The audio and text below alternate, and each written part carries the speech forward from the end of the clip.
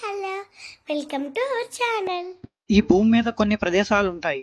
అక్కడ మనం అడుగు పెట్టగానే మనసులో ఏదో తెలియని అనుభూతి కలుగుతుంది. ఇది కేవలం భక్తి వలన లేక ఆ స్థలంలో దాగి ఉన్న రహస్య శక్తుల ప్రభావమా? అలాంటిదే తమిళనాడు తీరంలోని ఉన్న తిరుచెందూర్ సుబ్రహ్మణ్య స్వామి ఆలయం. ఈ ఆలయ చరిత్ర చూస్తే ఎవ్వరైనా షాక్ అవ్వాల్సిందే.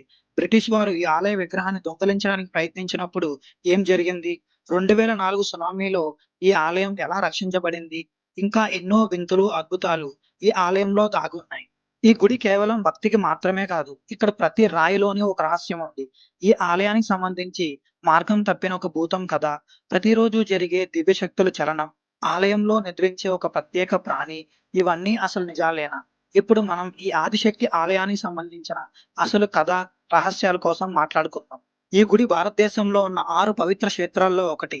ఈ ఆలయం ఎవరు కట్టారంటే దేవతలే స్వయంగా నిర్మించినట్లు పురాణాలు చెప్తున్నాయి. సురపద్మాసురుడు అనే ఒక రాక్షసుడు భూలోకాన్ని ఏలడానికి ప్రయత్నించినప్పుడు సుబ్రహ్మణ్య స్వామి ఇక్కడే తపస్సు చేసి తన తండ్రి శివుడు అనుగ్రహంతో అతన్ని సంహరించాడు.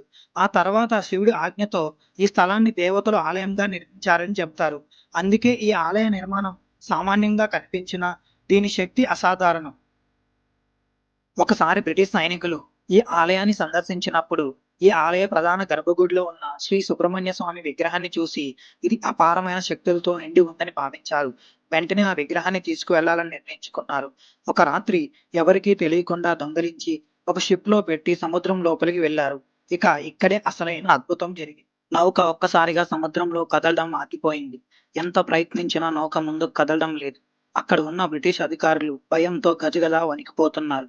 అయితే అదే సమయంలో ఒక వృద్ధ సన్యాసి నౌకపై ప్రత్యక్షమై ఇది సుబ్రహ్మణ్య స్వామికి సంబంధించినది, మీరు దీనిని ఎక్కడికి తీసుకువెళ్ళలేరు అని హెచ్చరించాడు. ఆ మాట చెప్పిన వెంటనే ఒక్కసారిగా ఆకాశం మబ్బులతో కమ్మేసింది. సముద్రం గర్జిస్తున్నట్లుగా భీకరంగా ఊగిపోయింది. ఒక పిడుగు నౌకను తాకి ఆ విగ్రహం తిరిగి సముద్రంలో మునిగిపోయింది. అదే సముద్రం మళ్ళీ విగ్రహాన్ని ఒడ్డుకు తీసుకొచ్చింది. అది ఎలా అంటే కొన్ని రోజుల తర్వాత ఒక మత్స్యకారుడు సముద్ర తీరంలో ఆ విగ్రహం ఒడ్డుకు కొట్టుకొస్తున్నట్లు గమనించాడు. అది సుబ్రహ్మణ్య స్వామి విగ్రహమేనని గుర్తించి వెంటనే ఆలయ అర్చకులకు, గ్రామ పెద్దలకు సమాచారం ఇచ్చాడు. ఆలయ అధికారులు, అర్చకులు మంత్రోచ్చారణలతో విగ్రహాన్ని తిరిగి ఆలయ ప్రాంగణానికి తీసుకుని వెళ్లి పునఃప్రతిష్ఠ చేశారు. అప్పటి నుంచి బ్రిటిష్ వాళ్ళు తిరుచెందూర్ ఆలయాన్ని చూడటానికి కూడా చాలా భయపడ్డారు. 2004లో వచ్చిన సునామీ ప్రపంచాన్ని తల్లడిల్లేలా చేసింది. కోట్ల సంఖ్యలో జనాలు ప్రభావితమయ్యారు. వేల మంది పైగా ప్రాణాలు కోల్పోయారు.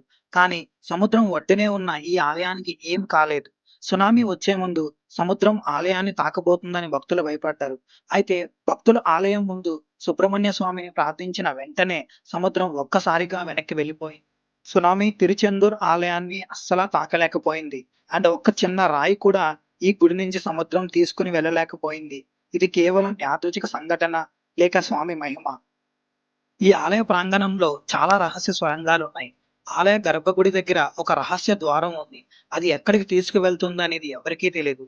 కానీ ఎవ్వరూ దాన్ని ఇప్పటి వరకు తెరవలేదు. ఈ ఆలయంలో నిద్రించే ఒక ప్రత్యేకమైన ప్రాణి ఉంది. ప్రతిరోజు రాత్రి ఆలయంలో ఒక వింత స్వరధ్వని వినిపిస్తుందని కొందరు చెప్తారు. అదే సమయంలో ఒక నల్లని పాము ఆలయం చుట్టూ తిరిగి తిరిగి వెళుతుందట. అది సుబ్రహ్మణ్య స్వామి అనుగ్రహంగా కొందరు భక్తులు నమ్ముతారు.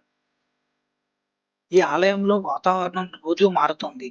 కొందరు భక్తుల అనుభవం ప్రకారం ఆలయం లోపల ప్రవేశించిన తర్వాత ఒక్కసారిగా గాలి తీరే మారుతుంది. ఆలయంలో ఆరాధన చేసే సమయంలో అదృశ్య శక్తుల ప్రభావం ఉంటుందని కొందరు నమ్ముతారు. ఫైనల్లీ ఈ ఆలయం ఒక అద్భుతం. సముద్రం ఒడ్డున ఉన్న నశించని ఆలయం. బ్రిటిష్ వాళ్ళు నిలువునా చేసిన సుబ్రహ్మణ్య స్వామి విగ్రహం. సునామీ వచ్చిన తడవని ఆలయం. ఇది కేవలం ఆలయం కాదు, ఒక జీవవంతమైన శక్తి కేంద్రం. ఈ ఆలయాన్ని చూస్తే భగవంతుని ఆజ్ఞ, శక్తి, అపారమైన రక్షణ స్పష్టంగా కనిపిస్తాయి. Thank you for watching. Please subscribe.